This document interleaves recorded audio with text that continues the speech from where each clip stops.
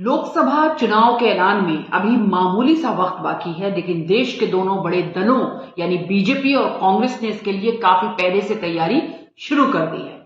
एक तरफ जहां कांग्रेस ने एनडीए को सत्ता से उखाड़ फेंकने के लिए इंडिया गठबंधन की रचना की, तो वहीं दूसरी तरफ बीजेपी ने इस विपक्षी गठबंधन को ही तोड़ने पर काम शुरू कर दिया। जी हाँ, इंडिया गठबंधन के आइडिया को क्रिएट करने वाले नीतीश कुमार को एनडीए में शामिल करने के बाद अब खबर यह है कि पश्चिमी यूपी के जयंत चौधरी भी एनडीए में शामिल हो सकते हैं। कहा यह जा रहा है कि जयंत चौधरी ने बीजेपी से 5 सीटों की डिमांड की है और बीजेपी रालोद को 3 से 4 सीटें देने के लिए राजी भी है। लेकिन अब यह सवाल उठ रहा है कि जब सपा रालोद को यानी कि जयंत चौधरी की पार्टी को 7 सीटें देने की घोषणा कर चुकी है, तो जयंत चौधरी को बीजेपी से मिलने वाली 3 से 5 सीटों में फायदा क्यों नजर आ रहा है। तो यहां पर गणित समझने की जरूरत है कि आखिर जयंत चौधरी को लेकर ये खबरें क्यों आने लगी, क्या आखिर चल रहा है पर्दे के पीछे, कहां फायदा जयंत चौधरी देख रहे हैं, ये थोड़ा समझना चाहिए। यहां पर जयंत चौधरी जी बहुत सुलझे हुए इंसान हैं, बहुत पढ़े लिखे हैं, राजनीति को वो समझते हैं।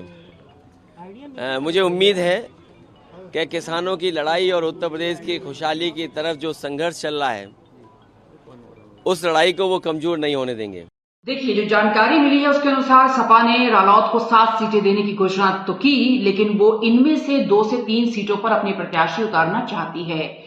सपा रालोद को बागपत, कैराना, मुजफ्फरनगर, मथुरा और हाथरस देने के लिए तो राजी है। इसके अलावा अगर हम बात करें बिजनौर और कैराना लोकसभा सीट पर भी सपा रालोद के सिंबल पर अपना प्रत्याशी लड़ाना चाहती है। मुजफ्फरनगर सीट पर भी दोनों दलों में बात बनती नजर नहीं आ रही है। कहा यह जा रहा है कि सपा चाहती है कि इस सीट पर रालोद उसके नेता हरेंद्र मलिक को चुनाव लड़वाए, लेकिन आरएलडी के जो नेता हैं इसके खिलाफ हैं। ऐसे में असल में रालोद के पास सिर्फ 4 सीटें ही जाती दिखाई दे रही हैं और उन पर भी पार्टी को जीत मिल जाए, इस पर खुद रालोद के नेताओं को भी संशय है। तो ये कहीं ना कहीं एक सस्पेंस बना हुआ है सीट शेयरिंग को लेकर, जिसको लेकर अब ये खबरें आ रही हैं। तो क्या अगर इन सीटों को लेकर बात बन गई, या अगर हम ये माने कि समाजवादी पार्टी आगे जाकर मान गई, और ये जितनी भी बातें हमने आपको बताई हैं ऐसा कुछ हकीकत में नजर नहीं आया आगे जाके, तो क्या रालोद मानेगी? ऐसा दिखता नहीं है। देखिए, जयंत चौधरी जो है बहुत अच्छे से समझते हैं कि उनका वोट शेयर बहुत कम हुआ है पिछले कुछ सालों में, और जो उनके पार्टी का जो ग्राफ रहा है, जिस तरीके से पश्चिमी यूपी में खासकर बहुत ही दबदबा रखते हैं अभी भी जयंत चौधरी की पार्टी यानी कि रालोद, उसको देखते हुए तमाम गणित लगाया जा रहा है और इसलिए ऐसी खबरें आने लगी हैं कि क्या जयंत चौधरी जा सकते हैं। और आज सुबह से लगातार इस पर रिएक्शंस भी आ रहे हैं और दावा यह भी किया जा रहा है कि बीजेपी जयंत चौधरी को बागपत, अमरोहा, कैराना और मथुरा सीटें देने के लिए राजी है।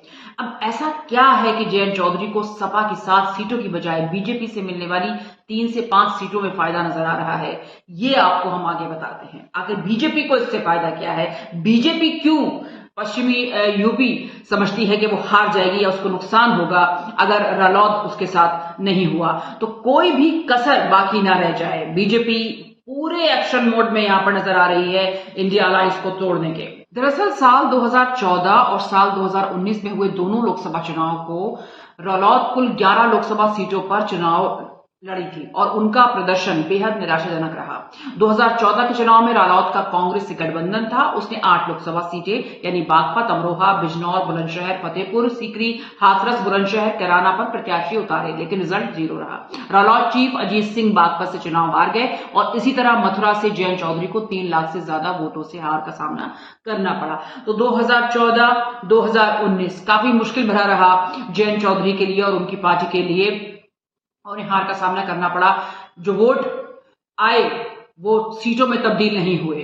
तो कुछ ऐसा गणित पश्चिमी यूपी का वहां पर रहा है और ऐसा ग्राफ रहा है।